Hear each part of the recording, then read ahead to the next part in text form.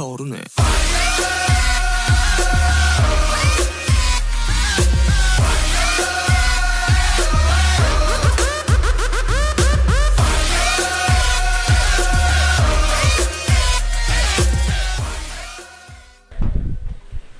Hi, I'm John, and today we'll be asking the question, why is Korea the way it is today? So why is Korea the way it is today, the land of kimchi, K-pop and Kim Jong-un?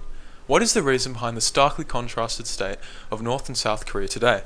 We will analyse some of the most significant moments of modern Korean history, from the Japanese occupation of Korea in 1910 to the more recent states of political division in 1999.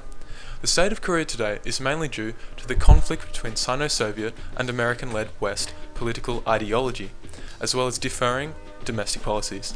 Let's start off by investigating the Japanese occupation of Korea during 1910 to 1945. One of Korea's earliest influences, Japanese imperialism, was a result of a process that began with the Japan-Korea Treaty of 1876, seeking to integrate Japan with Korea. Korea's history of oppression by Japan has influenced Japan-Korea relations today. However, it provided a grounds for industrialization, nationalism, and social organization. As you can tell, Japan's occupation of Korea was not particularly peaceful. Official violence in 1919, aggressive assimilation policies during the Sino-Japanese war years are only some examples of how Korea's natural and human resources were abused by the Japanese.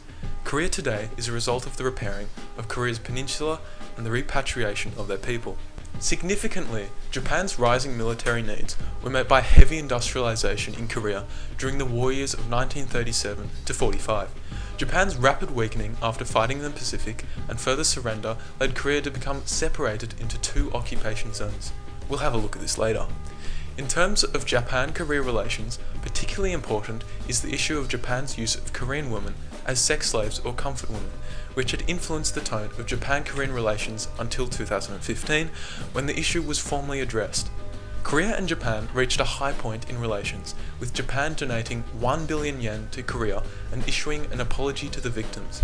South Korean Prime Minister Park Geun-hye notes that this has allowed major progressions in Japan-Korea relations. When Japan surrendered to the Allied forces on the 15th of August 1945, Korea was divided into two, with the US occupying the southern half of the peninsula and the Soviet Union taking over the area north of the 38th parallel. It remains this way today. Civil disorder spread throughout the country as a result of oppressive American rule. This became known as the Autumn Uprising, which saw 10,000 protesters attack the Yunchun police station on October the 3rd. The US declared martial law. Following the inability of the US to effectively maintain peace and their failed UN elections, South Korea went on to individually elect Syngman Rhee on the 20th of July 1948, with the Soviet Union similarly allowing Kim Il-sung power. Korea's political position today is a result of these established governments. The Soviet Union withdrew from North Korea in 1948, similarly the US withdrew its own troops in 1949. Soon after, the Korean War happened. The Korean War represents a conflict between the most powerful countries in the world, the Sino-Soviet communist states and the US-led Western democracies. In 1949, Kim Il-sung was not capable of conquering South Korea and thus sought aid from Stalin. Stalin's support can be attributed to 5 main reasons: the victory of the Chinese Communist Party, the successful detonation of the first Soviet Union atomic bomb, the worsening of diplomatic relations with the West, and the perceived weakening of Washington's resolve to fight a war over Korea. Similarly, Kim gained Mao's support, who needed economic and military aid promised by the Soviets. From 1949 to 1950, combat veterans from China's PLA, artillery, aircraft and weaponry provided by the Soviets, and rigorous training made North Korea's military far superior than that of the South's. On June 1950, North Korean forces attacked all along the 38th parallel, invading and within days capturing Seoul and pushing all South Korean and US forces south to Busan, an area 10% of the Korean peninsula. The United States Truman administration was unprepared and feared another world war.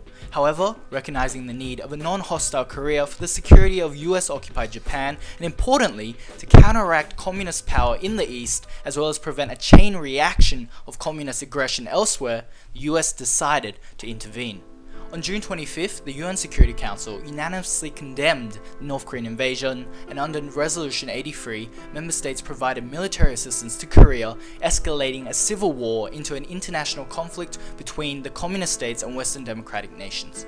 The flood of equipment, weapons, and troops, as well as a successful amphibious naval landing at Incheon, allowed the UN forces to push back the North Korean forces all the way past the 30th parallel to almost the Sino-Soviet border.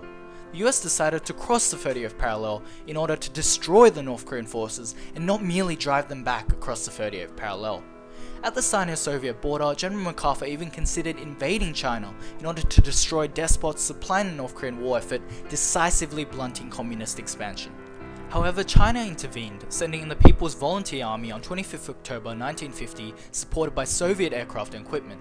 The US-led South Korean forces were quickly repelled back past the 30th parallel. China decided to save North Korea from disaster following US's protection of Taiwan and to prevent an invasion of China and to stop American imperialism. Seoul was captured again by North Korea, but the US implemented new offensives, retaking Seoul and pushing back across the 30th parallel. Throughout 1950 and 1953, fighting continued around the 30th parallel until a stalemate was formed. Despite difficult negotiations, an armistice was finally reached on 27 July 1953. Over 2 million Korean civilians, over 1 million North Korean soldiers, 600,000 Chinese soldiers, and 33,000 US lay dead at the end of the war. Once the Korean War ended, Korea's initial plan to become a unified nation broke down after escalation in Cold War antagonism between the United States and Soviet Union, leading to the establishment of separate governments. The conclusion of the Korean War, along with the influence of US politics and military rule, saw South Korea impose its first independent government ruling. The influence of the previous US military-driven government saw South Korea's first presidency revolve around a strict, authoritarian rule, with Syngman Rhee as acting president. The Korean War taught the people of South Korea the preciousness of freedom, with the experience acting as the foundation for patriotism among soldiers and citizens alike. This change of perspective was exploited by the country's succession of various presidents, and became South Korea's principal engine for the country's modernization. After the formation of an armistice between both countries, Rhee took full control over the South, maintaining a strict autocratic ruling until he rigged the presidential election in 1960. This decision saw the citizens amassed with protest and demonstrations, causing Rhee to later resign and flee to Hawaii. Shortly after, the constitution was re-amended, along with the creation of a new cabinet system. Under the new constitution, Prime Minister Jang Myun gained power, with the political situation becoming increasingly fragile amid further political struggles and demonstrations. This lack of order and security saw Myun's government fall 1 year later in a coup d'etat led by General Park Chung-hee, who for the next 2 years led the South under a strict military code, in which he retired in 1963. In an election held in late October 1963, Chung-hee was re-elected as president and inaugurated in December the same year.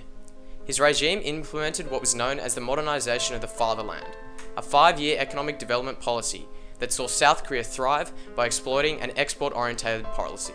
This period of economic growth was deemed the miracle on the Han River, in which the country focused heavily on developing national land, with rapid increases in GDP from $8 billion US in 1970 to $93.2 billion in 1985.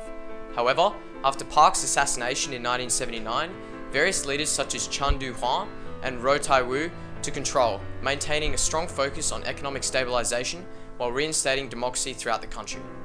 On the other hand, the influence of South Korea's various leadership styles provided the country with a continually evolving culture. The influence of the country's various individualistic leadership styles shaped the creation of a South Korean culture, revolving around the world of K-pop and the creation of a unique film and food industry. North Korea, or the Democratic People's Republic of Korea, is generally known in the modern day for its human rights violations and attempts at nuclear proliferation, which have increased tensions in the international scene. It is dominated by the authoritarian monarchy of the Kim dynasty, with Kim Il-sung first being established as chairman of the Provisional People's Committee for North Korea in 1946. A significant political event was the 1956 event called the August Faction Incident, crushing opposition and consolidating dictatorial rule in North Korea. In a less totalitarian political environment than today, there were Soviet and Chinese-supported plans to depose Kim Il-sung in favor of the Soviet Korean and pro-Chinese Yan'an factions. This occurred in the context of a politically progressive movement called de-Stalinization, with parties throughout the Soviet bloc campaigning against personality cults. Cho Chang-ik and Yeon Kung-ham criticized Kim for not correcting his leadership methods, developing a personality cult, distorting the Leninist principles of collective leadership, and his distortions of socialist legality through using arbitrary arrests and executions. Kim Il-sung coerced Central Committee members and had the audience heckled the speakers. The participators were executed, and through this political struggle, Kim Il-sung quashed all opposition to his leadership within the party, reinforcing the dictatorial rule of North Korea as opposed to the founding communist ideals. Due to large amounts of aid from the Soviet Union and China post-Korean War, North Korea used to enjoy a relatively high standard of living. Until the 1960s, economic growth was actually higher in North Korea, with GDP per capita equal with South Korea, as late as 1976. The North Korean foreign policy and trade relations had a major influence on the economy of North Korea. The country remained close to China and the Soviet Union, though in the early 1970s, when China began normalizing its relations with the West, diplomatic problems culminated and Kim Il-sung began severing ties and instead re-emphasizing national and economic self-reliance in his Jewish idea. The practical effect of this policy was removing almost all foreign trade, causing the economy to decline, especially since the economic reforms in China from 1979 onward meant North Korean trade was of little interest. The economy nearly collapsed in 1991 when the Soviet Union dissolved and Russian aid halted. Flooding in the mid-1990s exacerbated the economic crisis by damaging crops and infrastructure. In more recent years, North Korea has been at odds with the rest of the world over its nuclear weapon development, with attempts at diplomacy in the American and South Korean Agreed Framework and Sunshine Policy, attempting to curb nuclear proliferation for power plant development and encourage economic and political interaction. Though troubled from the start, it met its ultimate demise when, despite advice from experts, George Bush's neoconservative administration rejected the policies, instead treating North Korea as a rogue state, only triggering them to redouble efforts to acquire nuclear weapons.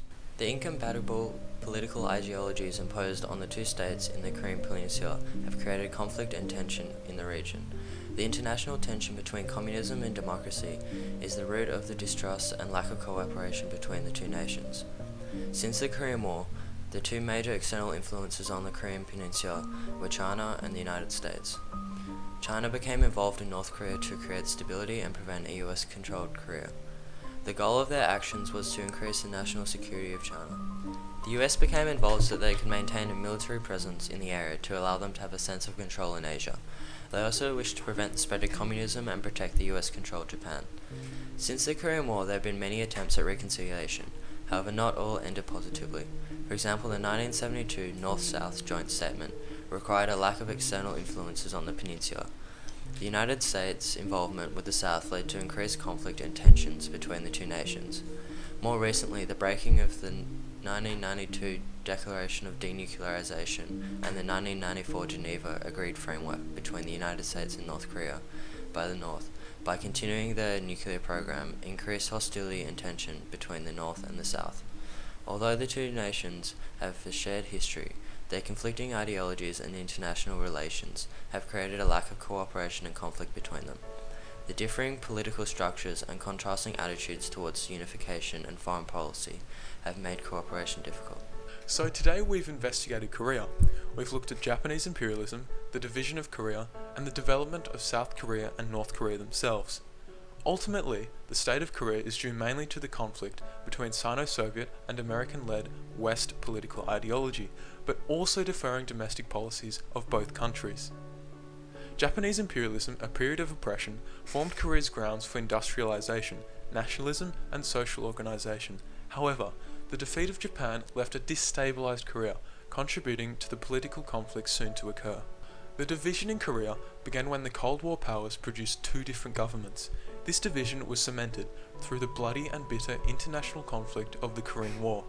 Post-Korean War, the support of North Korea by Russia and China, as well as the dictatorial Kim dynasty, has defined their political and economic development. In contrast, the West, particularly the US, military and economic support for South Korea, and South Korea's domestic policies focusing on economic modernization and increased democracy, have formed the booming nation of South Korea seen today. And that is why Korea is the way it is today. Thanks for watching, I'll see you next time.